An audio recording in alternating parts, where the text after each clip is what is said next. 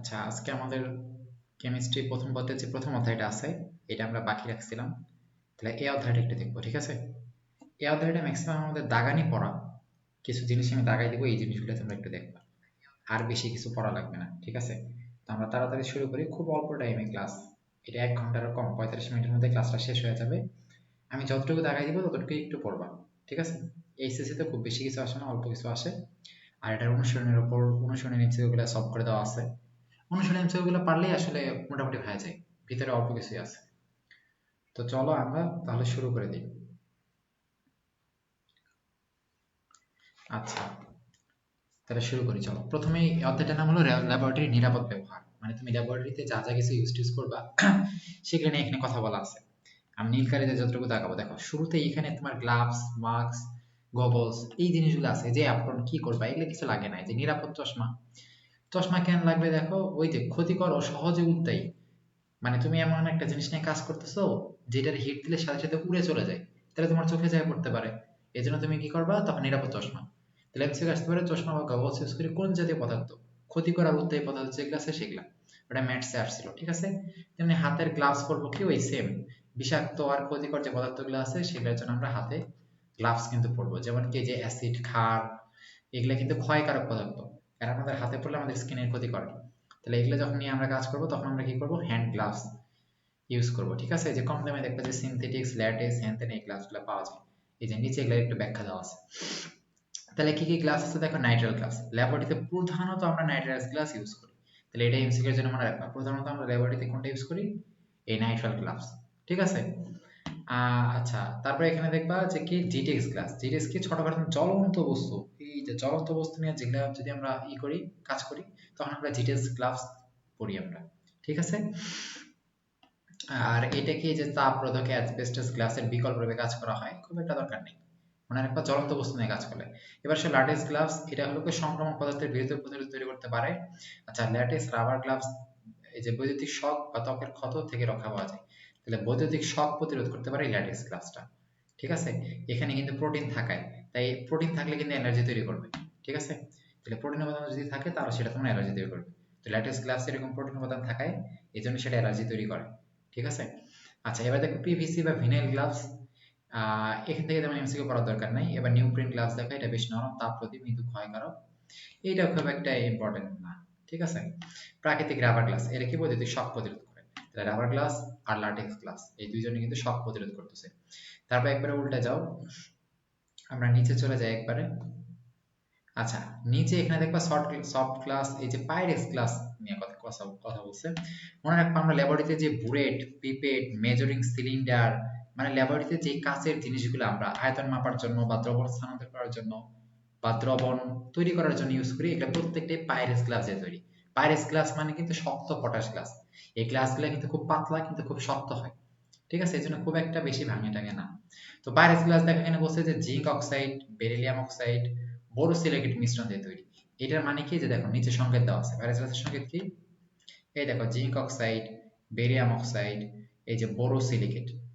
তাহলে এই চারটা অবশ্যই মনে রাখা লাগবে, পাইরেক্স গ্লাসের মধ্যে এগুলো কিন্তু থাকে, ঠিক আছে? শক্ত পটাশ গ্লাসে দেখো পটাশিয়াম, ক্যালসিয়াম আর সিলিকন। কাজ হয়ে গেলে তো সিলিকন থাকা লাগবে, কিন্তু পাইরেক্স গ্লাসে দেখো এই যে B2O3, ঠিক আছে? বোরন অক্সাইড আছে, বেরিলিয়াম অক্সাইড আছে, জিঙ্ক অক্সাইড আছে। এই তিনটা জিনিস পাইরেক্স গ্লাসটা আসলে কি শক্ত বানায়। তাহলে এইটা এখান থেকে একটু মনে রাখবা, ঠিক আছে? তো এখানে বলছে উল্লেখ্য কোনো রাসায়নিক পদার্থের মিশ্রণ বা কোনো দ্রবণকে তাপ দিতে হলে শক্ত পটাশ গ্লাস বা পাইরেক্স গ্লাস নির্মিত হয়। তার মানে কি, যে ল্যাবরেটরিতে যেগুলো আমরা ইউজ করি সেগুলাতে মোটামুটি পাতলা হলে শক্ত, ওগুলো হলো শক্ত পাইরেক্স গ্লাস। তাহলে এখানে চিত্রগুলো একটু দেখবা যে কোনটা কি, ঠিক আছে? তোমাদের প্র্যাকটিক্যাল পরীক্ষা অনেক টাইম এই জিনিসগুলো আসলে লাগে। এবার একটা জিনিস খুবই মনে রাখবা, ল্যাবরেটরিতে আমরা যে জিনিসগুলো আমরা ইউজ করতেছি, এখানে কি আমরা অ্যাসিড, ক্ষার এগুলো নিয়ে কাজ করি। তাহলে এখানে কাজ শেষে এগুলো যখন আমরা ফালাই দেই, তারপরে এই জিনিসগুলো আবার পরিষ্কার করতে হয়, তাই না? এদের গায়ে কিন্তু তেল গ্রিস লেগে থাকে। এগুলো পরিষ্কারের জন্য সব থেকে উত্তম পদ্ধতি হলো ক্রোমিক অ্যাসিড। ক্রোমিক অ্যাসিডের মিশ্রণে আমরা এদের পরিষ্কার করি। ক্রোমিক অ্যাসিড কি, একটা তীব্র জারক। কি বললাম, তীব্র জারক। তাহলে তীব্র জারক যারা, তারা কি করে কত, জাইমান অক্সিজেন উৎপন্ন করে। জার্মান অক্সিজেন উৎপন্ন করে জার্মান অক্সিজেন দিয়ে তাদের সাথে বিক্রিয়া করায়। তাহলে এই বিক্রিয়াটা হলো কি, জারণ বিক্রিয়া। তাহলে মনে রাখবা, এই যে ক্রোমিক অ্যাসিড দিয়ে আমরা যে কি তৈলাক্ত জিনিসগুলা বা ময়লা জিনিসগুলো যে পরিষ্কার করতেছি এটা এখানে মেনলি কি বিক্রি হয়, জারণ বিক্রি হয়। জারণ বিক্রি হয় ময়লা পাতিগুলো তীব্র মানে ময়লা পাতিগুলো কি উঠে যায়। এই জারণ করার জন্য আমরা কারি ইউজ করি ক্রোমিক অ্যাসিড। এই ক্রোমিক অ্যাসিডের সংকেত কি, এই যে হ্যাঁ কি এটা পটাশিয়াম ডাইক্রোমেট প্লাস গাঢ় সালফিউরিক অ্যাসিড, খুবই ইম্পর্টেন্ট। ক্রোমিক অ্যাসিডের সংকেত মনে রাখবা, এটা একটা তীব্র জারক মনে রাখবা। এই জাইমিন অক্সিজেন প্রডিউস করে, ওই জাইমিন অক্সিজেনের মাধ্যমে সে ময়লাগুলোরে জারণ প্রক্রিয়া তৈরি করে উঠে ফেলে। এটা খুবই ইম্পর্টেন্ট, এটা মনে রাখবা, ঠিক আছে। এছাড়া অ্যামোনিয়া দ্রবণ দিয়ে আমরা কাজ যন্ত্র পরিষ্কার করি, কিন্তু যদি বলে যে সব থেকে বেশি করে কোনটা বা কোনটা দিয়ে পরিষ্কার করা হয়, প্রথমে আমার প্রায়োরিটি হলো কি ক্রোমিক অ্যাসিড, ঠিক আছে। আরো কি কি দিয়ে দেখো ময়লাগুলা ধুয়ে ফেলা হয় পরিষ্কার করে, সেটা হলো কি সোডিয়াম কার্বনেট, ডিটারজেন্ট ডেকন 90। ডেকন 90 এর একটা ভালো জিনিস হলো এটা হলো পরিবেশ বান্ধব, মানে কি এটা পরিবেশের সাথে মিশে যায়, পরিবেশের কোনো ক্ষতি করে না, ঠিক আছে। আর সোডিয়াম কার্বনেটে আমরা 10% লঘু দ্রবণ ইউজ করি, বাট সব থেকে বেশি ইউজ করি কোনটা, এই যে ক্রোমিক অ্যাসিড। তাহলে ক্রোমিক অ্যাসিড থেকে কিন্তু দেখো ডেন্টাল 19-20 কিন্তু আসছে, ঠিক আছে। তাহলে মনে রাখবা এটা হলো সর্বোত্তম পরিষ্কারক, ঠিক আছে। এটা এই যে দেখো জাইমান অক্সিজেন, আমি যা যা কেবল বললাম, জাইমান অক্সিজেন তৈরি করে যা কি জারণ জারিত করে ময়লারে দূর করে ফেলে, ঠিক আছে। এখানে বিক্রিয়াটা দেওয়া আছে, তাই দেখার দরকার নেই। এবার ক্রোমিক অ্যাসিডের যে আমরা মিশ্রণটা তৈরি করি কি দিয়ে, এখানে পটাশিয়াম ডাইক্রোমেট থাকে, পানি থাকে আর গাঢ় সালফিউরিক অ্যাসিড। মেইনলি তো আমরা বলছি পটাশিয়াম ডাইক্রোমেট আর সালফিউরিক অ্যাসিড, কিন্তু ওখানে পানিও থাকে। পটাশিয়াম ডাইক্রোমেট হলো 4 গ্রাম, এরা হলো 40 ml আর 40 ml, ঠিক আছে। তারপরে আবার চলে যাও, পড়া খুবই কম, মানে লাস্টের দিকে একটু মুখস্থ পড়া বেশি আছে, যতটুকু করবা তোমরা মুখস্থ করবো। আচ্ছা দেখো, আমাদের কথা, আমাদের ত্বকে যদি অ্যাসিড লাগে তাহলে আমরা ক্ষার দেব, আর ক্ষার লাগলে আমরা অ্যাসিড দেবো। এটা তো অবশ্যই তীব্র, তাই না? তীব্র অ্যাসিড তো ক্ষয়কারক, দুর্বল অ্যাসিড তো ক্ষয়কারক না। তাহলে হাতে তোমার যদি তীব্র অ্যাসিড পড়ে তুমি কি করবা, দুর্বল ক্ষার দিবা। কারণ তীব্র অ্যাসিড তোমার হাতে পড়ছে, তুমি যদি ওটারে নিরপেক্ষ করার জন্য তীব্র ক্ষার দাও, তাহলে তীব্র ক্ষারও তোমার হাত জ্বলায় ফেলবে। কারণ তীব্র অ্যাসিড ক্ষার দুইটাই তোমার জন্য ক্ষতিকর। ফলে তীব্র অ্যাসিড যদি পড়ে সেটা নিউট্রাল করার জন্য তোমার দুর্বল ক্ষার দিতে হবে, আর তীব্র ক্ষার যদি পড়ে সেটা নিউট্রাল করার জন্য দুর্বল অ্যাসিড দিতে হবে। তাহলে এখানে বলছে তোমার যদি অ্যাসিড পড়ে, তীব্র অ্যাসিড পড়ে, তাহলে তুমি কি দুর্বল ক্ষার দিবা, এটা হলো 5% সোডিয়াম বাইকার্বনেট, ঠিক আছে। আর যদি তীব্র ক্ষার পড়ে তখন তুমি কি দুর্বল অ্যাসিড দিবা, তীব্র ক্ষার পড়লে দুর্বল অ্যাসিড, সেটা হলো কি ওই 5% H3BO3, ঠিক আছে, বোরিক অ্যাসিড H3BO3। তাহলে তীব্র ক্ষার যদি পড়ে যেমন সোডিয়াম হাইড্রোক্সাইড পটাশিয়াম হাইড্রোক্সাইড, তাহলে কি আমি 5% বোরিক অ্যাসিড H3BO3 দিব। আর যদি তীব্র অ্যাসিড পড়ে তাহলে 5% ক্ষার সোডিয়াম বাইকার্বনেট দেব, শেষ, ঠিক আছে। তো অনেক টাইমে ত্বকে বা চোখে পড়লে কি কি দিব ওটা আসে, তাহলে এটা এখানে দিয়ে দেবো। এই যে তীব্র ক্ষার তীব্র অ্যাসিড হ্যান ত্যান এগুলা একসাথে আচ্ছা মনে রাখবা, এই যে তীব্র ক্ষার কৌষ্টিক সোডা এগুলা ক্ষয়কারক, দুর্বল অ্যাসিড এই সেফ কাচের উপাদানের সাথে বিক্রিয়া করে কাচের ক্ষয় করে। তাহলে এই যে কৌষ্টিক সোডা এই তীব্র ক্ষারগুলা কিন্তু কাচরে ক্ষয় করে ফেলে, ঠিক আছে। এই যে সোডিয়াম হাইড্রোক্সাইড এটা কিন্তু কাচরে ক্ষয় করে। আরেকটা মনে রাখবে যে HF, এটা মনে রাখবা কাচে নকশা করা, কাচে নকশা করার জন্য আমরা কিন্তু এটা ইউজ করি, কাচে নকশা করা। এই যে কাচে নকশা করে আমরা মার্কিং করি না, দাগ দেই না, সেটা কিন্তু আমরা HF ইউজ করি, কারণ HF-টা কাচটারে ওই জায়গাতে তখন কি করে একটু গলায় ফেলে, ওই জায়গাতে আমি মার্কিং করতে পারি, ঠিক আছে। আর কাচ পরিষ্কার করি আমরা মেনলি কি গ্লাস ক্লিনার, আমরা বলি না কাচ পরিষ্কারক, পরিষ্কারক বা কি গ্লাস ক্লিনার, তাই না, গ্লাস ক্লিনার। গ্লাস ক্লিনার রূপে আমরা কারে ইউজ করি কত, অ্যামোনিয়াম হাইড্রোক্সাইড দ্রবণ, অ্যামোনিয়া দ্রবণ, তাই না, অ্যামোনিয়া দ্রবণ, অ্যামোনিয়া দ্রবণ আমরা ইউজ করি কাচটা পরিষ্কার করার জন্য। আর সোডিয়াম হাইড্রোক্সাইড ইউজ কিন্তু কাচে দেওয়া যাবে না, তাহলে কাচ কিন্তু নষ্ট হয়ে যাবে, ঠিক আছে। সোডিয়াম হাইড্রোক্সাইড আমরা ইউজ করি কি টয়লেট ক্লিনার হিসেবে। আচ্ছা এবার এখানে গেছে, এবার দেখো ল্যাবরেটরিতে যে কঠিন পদার্থগুলো আছে এদের তো আমরা ওজন করি, ওজন করার জন্য একটা দাঁড়িপাল্লা থাকে, এদের আমরা বলি পলভঙ্গি ব্যালেন্স আর সার্টোরিয়াস ব্যালেন্স, ঠিক আছে। এগুলো আগে ইউজ করা হয়তো পলভঙ্গি ব্যালেন্স। তাহলে পলভঙ্গি ব্যালেন্সের এখানে দেখবা সার্টোরিয়াস ব্যালেন্সের এখন ব্যবহার নেই। আচ্ছা এই পলভঙ্গি ব্যালেন্স এখানে দেখবা প্রাইমারি স্ট্যান্ডার্ড পদার্থের 4টা বৈশিষ্ট্য, খুবই খুবই ইম্পর্টেন্ট। প্রাইমারি স্ট্যান্ডার্ড পদার্থর 4টা বৈশিষ্ট্য আছে কি, এরা দেখো এরা বিশুদ্ধ রাসায়নিক পদার্থ, এরা বায়ুর উপাদানের সাথে বিক্রিয়া করে না, নিক্তির ক্ষয় করে না, এদের দ্রবণ দীর্ঘকাল অপরিবর্তিত থাকে। এই 4টা পয়েন্ট একবারে মুখস্থ। কি কি আছে প্রাইমারি স্ট্যান্ডার্ড পদার্থ, দেখো সোডিয়াম কার্বনেট একটা, অক্সালিক অ্যাসিড একটা, পটাশিয়াম ডাইক্রোমেট একটা, আরেকটা হলো কি সোডিয়াম অক্সালেট, ঠিক আছে। আমি যদি সংকেত লিখি দেখবা Na2CO3, এটা একটা। অক্সালিক অ্যাসিড মানে কি H2C2O4, বা আরেকটা সংকেত কি কুহু কুহু COOH COOH, এটা একটা। সোডিয়াম অক্সালেট মানে কি Na2C2O4, এটার সাথে পানি থাকে মেইনলি, ঠিক আছে, ক্যালসিয়াম সোডিয়াম অক্সালেট। তারপর এখানে আরেকটা হলো কি পটাশিয়াম ডাইক্রোমেট K2Cr2O7 মনে রাখবা পটাশিয়াম পারম্যাঙ্গানেট কিন্তু না পটাশিয়াম ডাইক্রোমেট এই চারটা হলো আমার প্রাইমারি স্ট্যান্ডার্ড পদার্থ এমসিকিউ এটা খুবই আসে নিজের কোনটি প্রাইমারি স্ট্যান্ডার্ড পদার্থ নিজের কোনটি এগুলা বাদে যা থাকবে সব সেকেন্ডারি ঠিক আছে দেখো এগুলার বাদে যা থাকবে সব সেকেন্ডারি তাহলে এটা মুখস্থ পলভঙ্গি ব্যালেন্সের কি কি থাকে মেইনলি কাচের বেজ বা বেদি থাকে স্তম্ভ বা কলম থাকে তুলাদণ্ড থাকে আরেকটা আছে রাইটার এই যে রাইটারটা থাকে রাইটার ধ্রুবক বলতে একটা কথা আছে এত কি এখানে মনে রাখা লাগবে না রাইটার ধ্রুবক বের করতে বলে জাস্ট ছোট একটা সূত্র রাইটার রাইটার ধ্রুবকের সূত্র কি রাইটার ধ্রুবক কি 2 গুণন ভর নিচে আমার 100 ঠিক আছে তাহলে 2 গুণন ভর ইনটু 100 তাহলে যদি 5 মিলিগ্রাম দেয় তার মানে 2 গুণন 5 বাই 100 তাহলে এটা কত হবে 5 গুণন 10 0.1 মিলিগ্রাম যেহেতু দিচ্ছে তার মানে কি মিলিগ্রাম এটা যদি গ্রাম বানাই তার মানে কি 1000 দিয়ে ভাগ মানে এক্সট্রা তিনটা শূন্য 1 2 3 1 গ্রাম ঠিক আছে তাহলে রাইটার ধ্রুবক কিন্তু খুবই দেয় তাহলে মনে রাখবে রাইটার ধ্রুবক একটা পলভঙ্গি ব্যালেন্সের মধ্যে রাইটার ধ্রুবক একটাই অঙ্ক তোমাদের এমসিকিউর জন্য দিতে পারে এই যে 5 মিলিগ্রাম কেবল এম করে দিলাম ঠিক আছে 2 দিয়ে গুণ করে 100 দিয়ে ভাগ করবা এছাড়া এখান থেকে আর অঙ্কটা এমন লাগে না আচ্ছা এখানে আরেকটা অঙ্ক আছে তোমার এখানে আরেকটা অঙ্ক আছে কি একটা বড় একটা অঙ্ক আছে দেখবা যে কয়েকটা ভর দিছে একসাথে ওজন তোমার তখন নির্ণয় করতে বলে দেখবা এটার অনুসরণীয়তা আসলে আছে ঠিক আছে অনুসরণীয়টা আমি ওখানে সলভ করে দিছি আচ্ছা এখানে তোমরা এরা জানো যে মোলার দ্রবণ মানে কি যদি 1 মোলার থাকে 0.5 থাকলে কি সেমিমোলার দ্রবণ 0.1 থাকলে ডেসিমোলার দ্রবণ 0.01 থাকলে কি সেন্টিমোলার দ্রবণ তাহলে তোমরা জানো 2 মোলার দ্রবণ আর মোলারিটি তাপমাত্রার উপর নির্ভরশীল তাই না নির্ভরশীল নয় কে কত মোলালিটি মোলালিটি এই কিন্তু তাপমাত্রার উপর ডিপেন্ড করে না তাপমাত্রার উপর নির্ভর নয়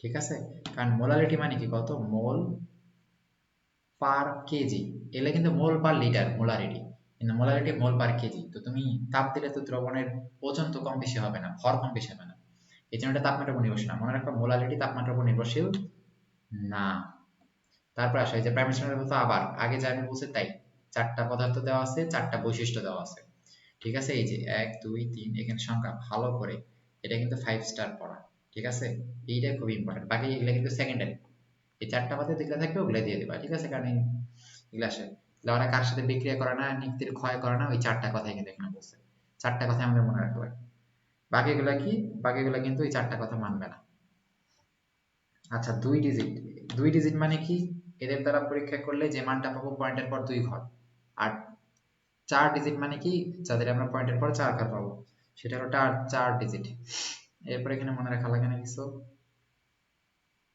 একবারে যাও পলমুঙ্গি ব্যালেন্স এই 4 ডিজিট ব্যালেন্স এগুলা এতটা মনে রাখা লাগে না আচ্ছা এখানে দিছি এগুলা হলো রিডিং দিবা রিডিং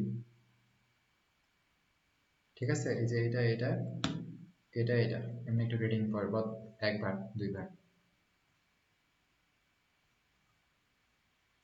এগুলা অঙ্ক নরমাল এগুলা অঙ্ক তোমরা জানো মোলারিটি কেমনে বের করে ঘনমাত্রা কেমনে বের করে এগুলা অঙ্ক সহজ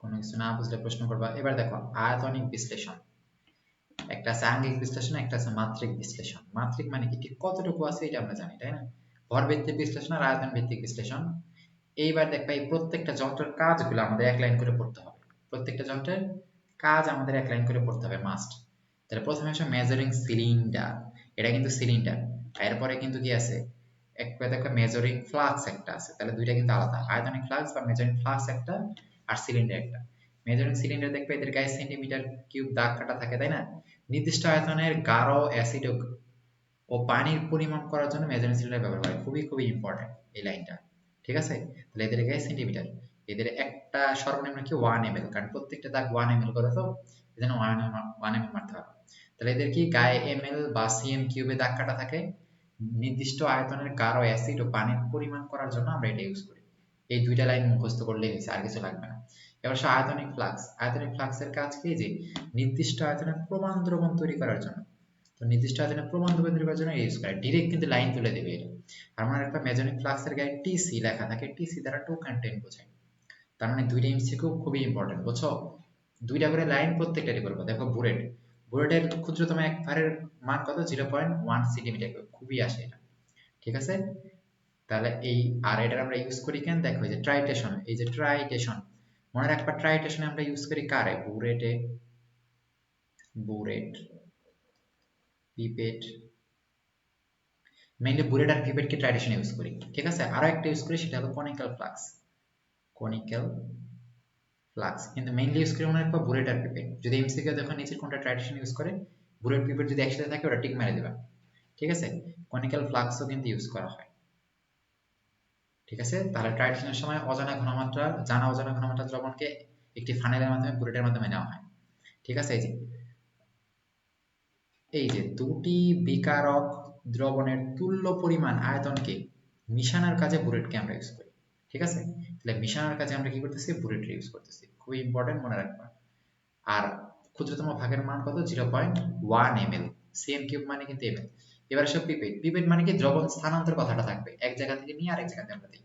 তাহলে কি দ্রবণ এক পাত্র থেকে আরেক পাত্র, দেখি যে দ্রবণ স্থানান্তর, তাই না? নির্দিষ্ট অ্যামাউন্টের দ্রবণ এক পাত্র থেকে আরেক পাত্রে নেওয়ার জন্য পিপেট, আর দ্রবণ প্রস্তুত করার জন্য কিন্তু বুলেট, মনে রাখবা।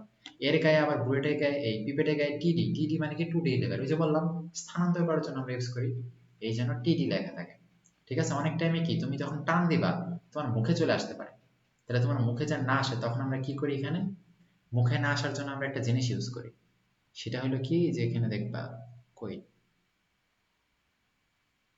এই যে মুখ দিয়ে না করে এই জন্য আমরা কি, যে পিপেট ফিল্টার বা রাবার সাকার, এইটা দেওয়া হয়। ঠিক আছে, তাহলে কি আমার মুখে আসবে না কিন্তু, কারণ একটা আমি টান দিলে মুখে চলে আসতে পারে, ওটা দিলে মুখে আসে না। তারপর এখানে বিকার, বিকার তো জানাই যে কি, বিকারের সাহায্যে আমরা বড় একটা জায়গা থেকে পানি আসলে বা এই তরল আসলে ঢেলে নেই, এন্ড তারপর ওইখান থেকে অন্য জায়গাতে আমরা দিই। ঠিক আছে, শুরুতে তো 5 লিটার একটা বোতল থেকে তুমি কি তেল ঢালো? রান্না করার টাইমে তো 5 লিটার বোতল থেকে ঢালো না, ওটার আগে অন্য একটা বোতলে নাও, তো অন্য একটা থেকে আমরা আগে বিকারে নেই। ঠিক আছে, বড় থেকে। এবার দেখবা কনিক্যাল ফ্লাক্স, কনিক্যাল ফ্লাক্সের কাজ কি? যে ট্রাইটেশন, আমি বললাম ট্রাইটেশন আমরা কনিক্যাল ফ্লাক্স ইউজ করি। কনিক্যাল ফ্লাক্সের ট্রাইটেশন ফ্লাক্সও বলা হয়, উদ্ভাবক এটা, নাম দরকার নাই। এই যে এটার মধ্যে কি, যে জানা আর অজানা ঘনমাত্রা দ্রবণ আমরা ইউজ করি। ট্রাইটেশন মানে কি? একটা জানা ঘনমাত্রা দ্রবণের সাহায্যে অজানা ঘনমাত্রা দ্রবণ বের করা। আচ্ছা, এবার ওয়াশ বোতল কি? ওয়াশ বোতল ওই যে আমরা কি পানি টানি আসলে এখানে নিয়ে রাখি। ঠিক আছে, এখানে আমরা পানি নিয়ে রাখি, ব্যবহার কি? এই যে প্রমাণ দ্রবণ তৈরি করার সময় ওয়াশ বোতল থেকে পানি যোগ করে ফানেলে লাগা হয়। তাহলে এটা মনে রেখো। ফানেল মানে তো জানোই, দেখছো এই যে তেল টেল বা যেভাবে আমরা ইয়ের মধ্যে ঢালি। বুলেট পরিষ্কারক কি? আবারও একই কথা, ক্লিনজিং বা মিক্সার ক্রোমিক অ্যাসিড দিয়ে আমরা পরিষ্কার করি, সংকেত কিন্তু খুবই আসে। আচ্ছা, এবার দেখো এই যে এখানে ওই জিনিসগুলো লেখা আছে, আগে যা বললাম তাই লেখা আছে। ঠিক আছে, তাহলে এগুলো একটু পড়ে নেবা, যেগুলো আগে বললাম ওগুলো এখানে শর্টকাটে লেখা আছে। ঠিক আছে, খুবই খুবই খুবই খুবই ইম্পর্টেন্ট। আচ্ছা, এবার এখানে বুনসেন বার্নারের কথা আছে, বুনসেন বার্নার নিয়ে অল্প কিছু কথা মনে রাখা লাগে।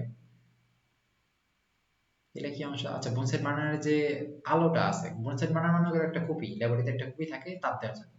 ওই কুপির যে আলো, সেটা অনুজ্জ্বল হইতে পারে, উজ্জ্বল হইতে পারে। অনুজ্জ্বল যেটা সেটা তো দীপ্তিহীন, অত বেশি দীপ্তি থাকবে না। আর উজ্জ্বল যেটা ওটার মধ্যে বেশি দীপ্তি থাকবে, বেশি আলো থাকবে। ঠিক আছে, তাহলে অনুজ্জ্বল যেটা, অনুজ্জ্বল ওটা কেন?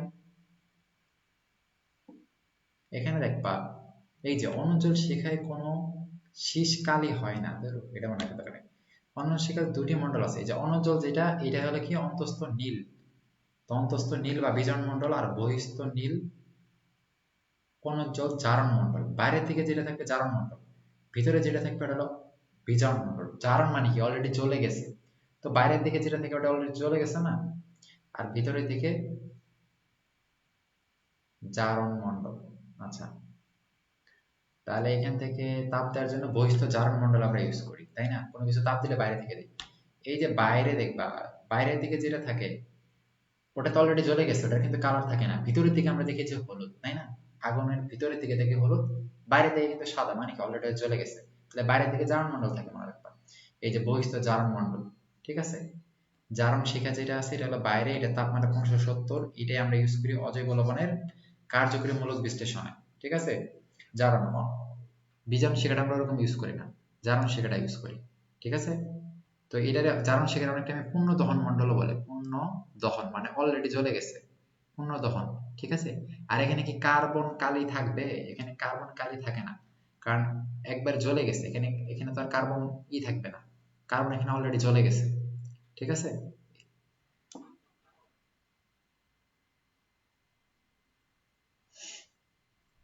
আচ্ছা, এই আরেকটা আছে আমরা, সেটা হলো স্পিরিট ল্যাম্প। তাহলে বুনসেন ব্রাউন না করে অনেক টাইম আমরা স্পিরিট ল্যাম্প ইউজ করি।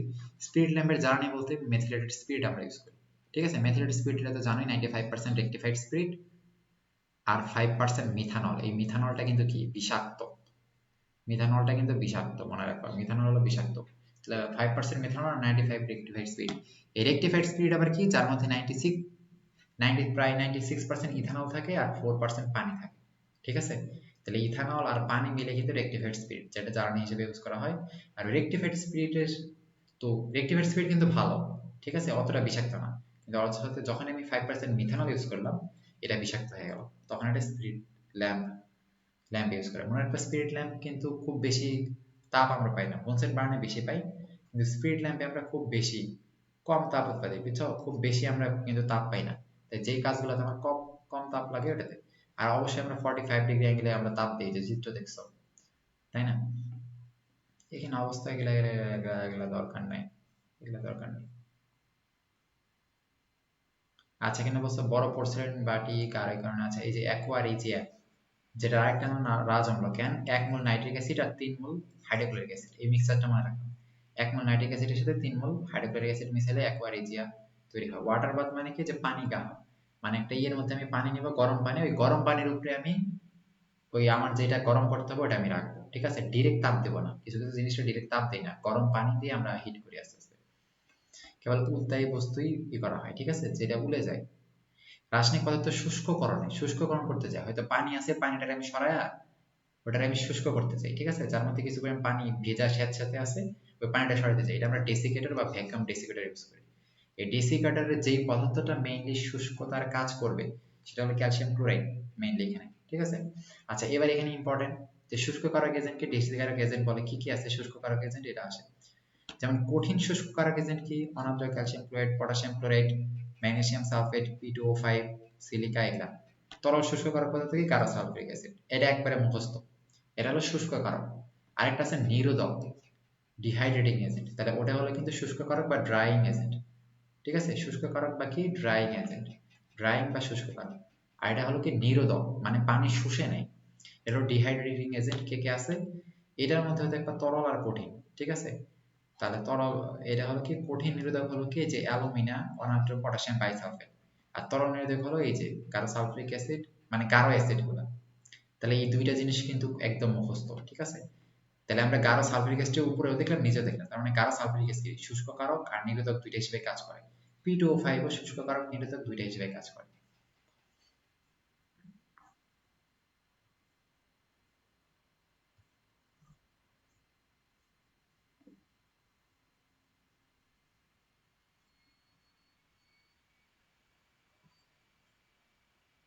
আচ্ছা, হ্যাজার্ড সিম্বলের 10টা আন্তর্জাতিক স্বীকৃত। হ্যাজার্ড সিম্বল মানে কি, ওই যে আমরা যে রাসায়নিক পদার্থগুলো ল্যাবরেটরিতে থাকে, ওদের গায়ে দেখবা লেখা থাকে, সিম্বল দেওয়া থাকে, ঠিক আছে, কোনটা বিষাক্ত কোনটা।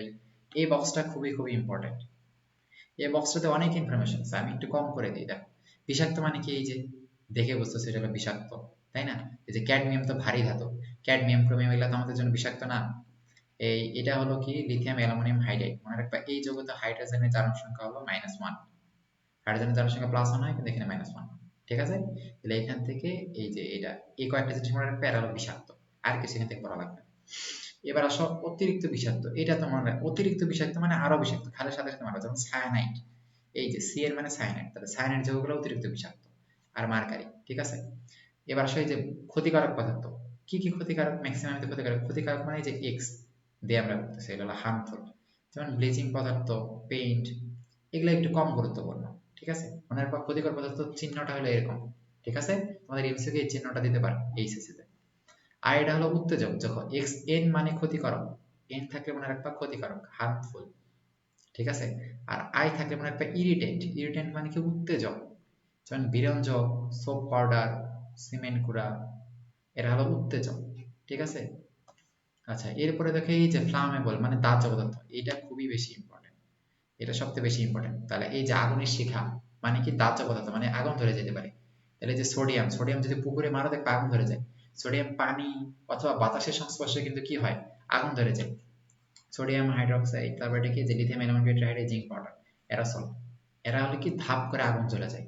এই জন্য সোডিয়ামকে আমরা কেরোসিনের মধ্যে সংরক্ষণ করে রাখি, ঠিক আছে। আর এদের ইনার গ্যাসে সংরক্ষণ করতে হয় যে এই জিনিসগুলো। তাহলে এটা কিন্তু খুবই ইম্পর্টেন্ট, এটা হলো ফ্লামেবল। আর এটা হলো অতি ফ্লামেবল, আরো বেশি, এটা আরো বেশি আগুন ধরে যেতে পারে। যেমন কি যে এলপিজি, সিএনজি, আমরা যে গ্যাসগুলো ইউজ করি, এই গ্যাসগুলো, ঠিক আছে, ইথার গ্যাস এরা। তাহলে এই দুইটা কিন্তু ইম্পর্টেন্ট। ওইটা হলো দেখো, এইটা দেখো একটা প্লাস থাকবে শুধু, ঠিক আছে, এক্সটেন্ড। তাহলে দাহ্য পদার্থ, আগুন ধরে যাবে এটা। এটা হলো এক্সপ্লেসিভ, মানে বোমা, ব্লাস্ট হয়ে যেতে পারে। যেমন কি জৈব পারক্সাইড, পারক্সাইড বাস্ট হয়ে যেতে পারে। টিএনটি, এটা বাস্ট হয়ে যেতে পারে, ঠিক আছে। তাহলে টিএনটি আর জৈব পারক্সাইড, এটা বেশি করে মনে রাখবা। তারপরে এখানে দেখবা যে প্রতীকে যে পরিবেশের জন্য ক্ষতিকারক কি কি আছে, অ্যামোনিয়া আছে, অ্যামোনিয়া, ক্লোরিন, কম ইম্পর্টেন্ট। এই যে কীটনাশক, লিন্ডেন, লিন্ডেন কীটনাশক, এগুলো কিন্তু একই। তো কীটনাশক তো পরিবেশের জন্য ক্ষতিকর। এরপরে দেখবা এই যে বৃত্তের উপর আগুনের শিখা, একটু আগে আমরা দেখলাম আগুনের শিখা, যেটা দাহ্য, এটা হলো বৃত্তের উপর আগুনের শিখা, এই যে ও, তাই না, ও, ও মানে কি জারক।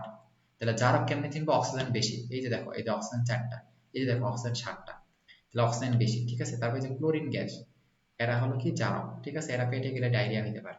এরা হলো ক্ষয়কারক, মনে রাখবা। বৃত্তের আগুন শিখা, বাকিগুলাতে ইম্পর্টেন্ট না। ক্ষয়কারক মানে কি, সবল অ্যাসিড, এই দেখো সবল অ্যাসিড, সবল ক্ষার, সবাই তো ক্ষয়কারক হবে। তাহলে এখান থেকে মনে রাখার কিছু নেই। এই যে ট্রিফয়েল মানে কি, তেজস্ক্রিয়, তাই না, ট্রিফয়েল, এটা হলো তেজস্ক্রিয় বোঝায়, ঠিক আছে, যেটা থেকে আলফা বিটা গামা হয়ে যায়। স্বাস্থ্য থেকে মানে স্বাস্থ্যের ক্ষতি করে, ক্যান্সার করতে পারে। তাহলে মেইন জিনিসগুলো কি বললাম, যে দাহ্য পদার্থ যেগুলো আছে এগুলো হলো মেইন, বৃত্তের আগুনের শিখা, জারক পদার্থ মেইন, আর প্রথমে যে ছিল উত্তেজক, ওগুলো হলো ইম্পর্টেন্ট, ঠিক আছে। MSDS, material safety data sheet, ফুল মিনিংটা এটা আসে। ল্যাবরেটরির গায়ে যে যে একটা পেপার দিয়া মোড়ানো থাকে না, লেখা থাকে অনেক কিছু, ওইটা।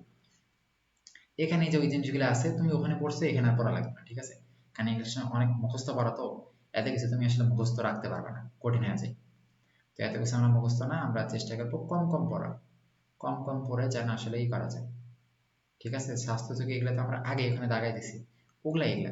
এই যে এখানে বলছে বিজারক পদার্থকে সোডিয়াম, দেখো এই যে এগুলা এগুলা এগুলা সবাই কিন্তু বিজারক, তাহলে মনে রাখবে এরা হলো বিজারক, ঠিক আছে, এরা হলো বিজারক। দাহ্য পদার্থ মানে ফ্লামেবল, বিষাক্ত পদার্থ এটা।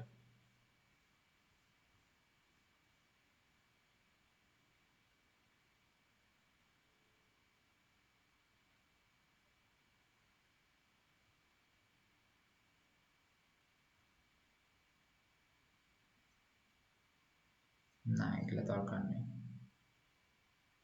আচ্ছা, এই যে ক্লোরোফর্ম, দেখো ক্লোরোফর্ম সংকেতটা আমরা একটা CaCl3, এই কিন্তু দাহ্য আর বিষাক্ত দুইটাই, ঠিক আছে। তাহলে ক্লোরোফর্মটা একটা মনে রাখি।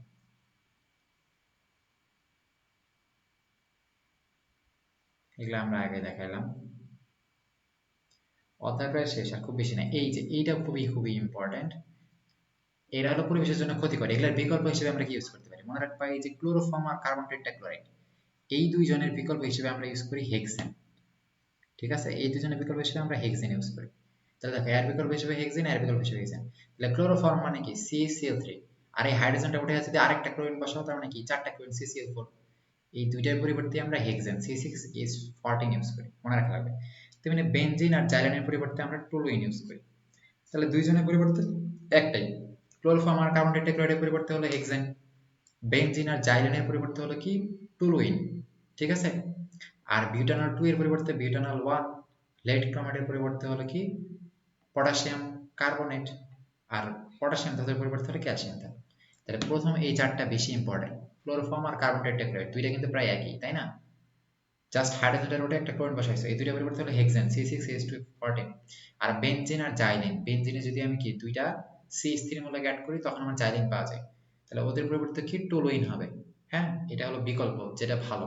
বিউটানল 2 এর পরিবর্তে বিউটানল 1, দেখো এই যে OH টা কিন্তু 2 নাম্বার কার্বন আছে, কিন্তু এখানে OH টা কিন্তু 1 নাম্বার কার্বনে আছে, এই জন্য এটা হলো 1।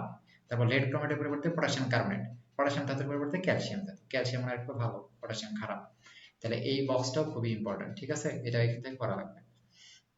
তারপর এখানে দেখবা সোডিয়াম ধাতু এই প্রকৃতিকে নষ্ট নষ্ট করতে হলে বিউটানল, মিথানল, ইথানল ব্যবহার করা হয়, মানে এদের নষ্ট করার জন্য আমরা এটা করি। তারপর অব্যবহৃত লিথিয়াম অ্যালুমিনিয়াম টেট্রাহাইড্রেট যেটা আছে, এটা বিনষ্ট করার জন্য সোডিয়াম সালফেট বা ম্যাগনেসিয়াম সালফেটকে আমরা ইউজ করি, ঠিক আছে। পরিত্যক্ত অ্যাসিডকে প্রশমিত করার জন্য একটা ক্ষার লাগবে, দুর্বল ক্ষার, সোডিয়াম কার্বনেট অথবা চুনের গুঁড়া আমরা ইউজ করতে পারি, ঠিক আছে? তাহলে এগুলা কিন্তু এই তিনটা একটু লাইন এখানে একটু মনে রেখো।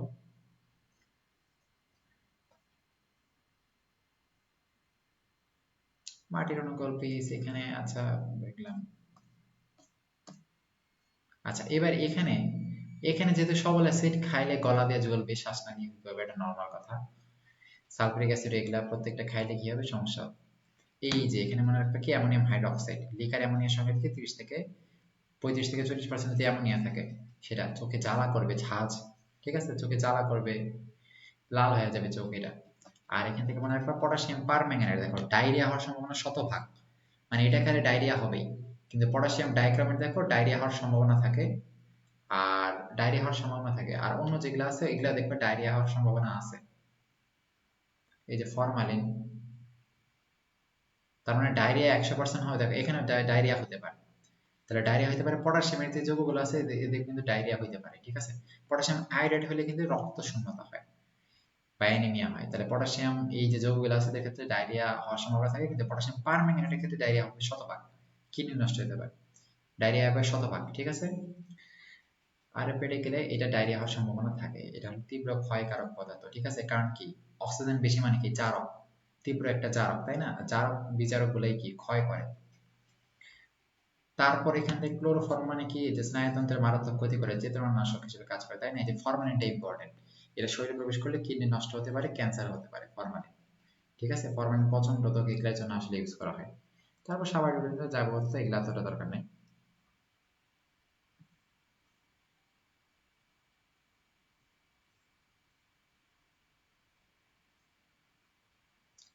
এই তরল অ্যামোনিয়াটা তো দেখাই দেবে, লিকার অ্যামোনিয়া কি বলে।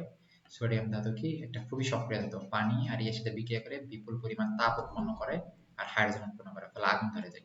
তাই এটারে কি তরল কেরোসিনের মধ্যে সংরক্ষণ করতে হবে।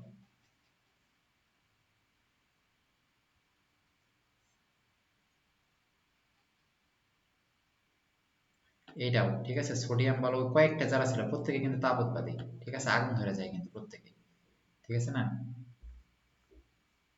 আচ্ছা এবার দেখো, বিশ্লেষণের পদ্ধতি তিনটা, একটা হচ্ছে ম্যাক্রো, ম্যাক্রো মানে বড়, একটা সেমি ম্যাক্রো মানে একটা ছোট, মাইক্রো মানে আরো ক্ষুদ্র। তাহলে ম্যাক্রোতে মনে রাখবা 0.5 থেকে 2, মানে 0.5 থেকে 2 গ্রাম আমার কঠিন পদার্থ এখানে লাগবে। আর এটাতে আমার কত, 50 থেকে 200 মিলিগ্রাম, ওটা কিন্তু গ্রাম ছিল, 50 থেকে 200 মিলিগ্রাম এমজি, ঠিক আছে, 50 থেকে 200। আর এটা তাহলে আরো ছোট, 5 থেকে, মাইক্রোতে আমার কত, 5 থেকে 20, 5 থেকে 20 মিলিগ্রাম, ঠিক আছে। মনে রাখবা সবচেয়ে ভালো হলো এটা, এটা হলো সবচেয়ে ভালো, সবচেয়ে ভালো, তাই না। মাইক্রো মানে কি, খুব কম পরিমাণে দূষণ পদার্থ তৈরি হবে। আর সেমি মাইক্রো আমরা এটা আমরা ইউজ করি কারণ কি, ওটা হলো বেশি দামি, তাই সেমি মাইক্রো ইউজ করি, যেটা মোটামুটি দামি। ম্যাক্রো হলো খুব একটা ভালো না, ঠিক আছে। সেমি মাইক্রো আমরা বেশি ইউজ করি, কিন্তু মাইক্রো সব থেকে ভালো, কিন্তু মাইক্রোর দাম বেশি দেখে আমরা ইউজ করতে পারি না। সেমি মাইক্রোর খুবই সুবিধা হলো কি, ওখানে দেখবা যেখানে আমরা এখানে H2S গ্যাস তৈরি হয়, ওর বিকল্প হিসেবে আমরা কি ইউজ করি, এই যে CH3 থায়োঅ্যাসিটামাইড, খুবই ইম্পর্টেন্ট এমসিকিউ এটা। থায়োঅ্যাসিটামাইড আমরা ইউজ করি, ঠিক আছে, ওর বিকল্প হিসেবে, কারণ H2S হলো তীব্র গন্ধযুক্ত, থায়োঅ্যাসিটামাইড গন্ধ আর থাকে না, ঠিক আছে।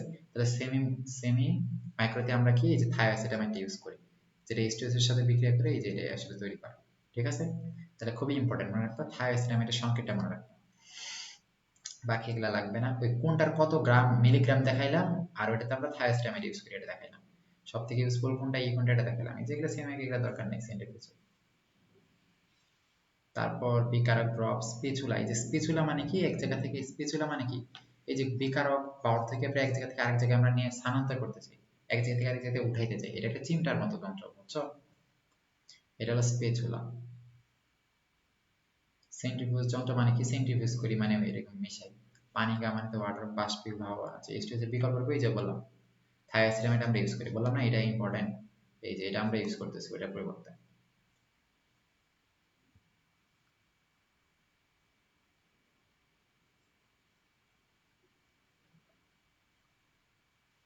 এটা একটু রিডিং করবা, এটা হলো ইম্পর্টেন্ট মোটামুটি আছে। পানি, গাছ, শাওয়ার, এটা তো আমরা জানি। ফিউম হুড, এটা একটু ইম্পর্টেন্ট, দেখে যে কাঁচের একটা আমরা এমন পদার্থ নিয়ে কাজ করি যেটা যদি উড়ে চলে যায়, তাহলে সেই ক্ষেত্রে আমরা ফিউম হেডের মধ্যেই করি, যেন পরিবেশের অত ক্ষতি না করে। ঠিক আছে? তাহলে কি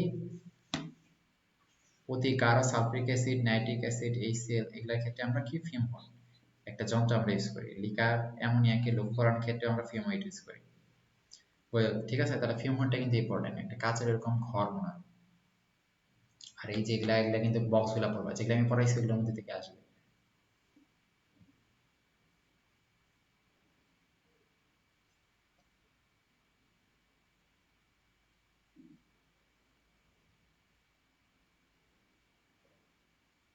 ফার্স্ট এইড বক্স লেখা আছে, ল্যাবরেটরিতে কিট, রাবিং অ্যালকোহল 70% অ্যালকোহল, ওই যে কোথাও যদি কাইটা মেটা যায়, টিংচার আয়োডিন, তখন আমি কি করবো, এই কাইটা গেলে আমি এগুলা দিয়ে করবো, জীবাণুনাশক এগুলা। ঠিক আছে? হাতে অ্যাসিড লাগলে কি, ওই যে বললাম 5% সোডিয়াম বাইকার্বনেট, আর ক্ষার লাগলে কি 5% এই যে বোরিক অ্যাসিড, হাতে বা চোখে, তাই না? দুইটা ইজি। এর অধ্যায় কিন্তু শেষ। তাহলে অনুশীলনী এমসিকিউ গুলো ভালো করে পড়বা, নেক্সট দিন আমরা অন্য অধ্যায় পড়বো। ঠিক আছে? মোটামুটি সহজই একটা অধ্যায়।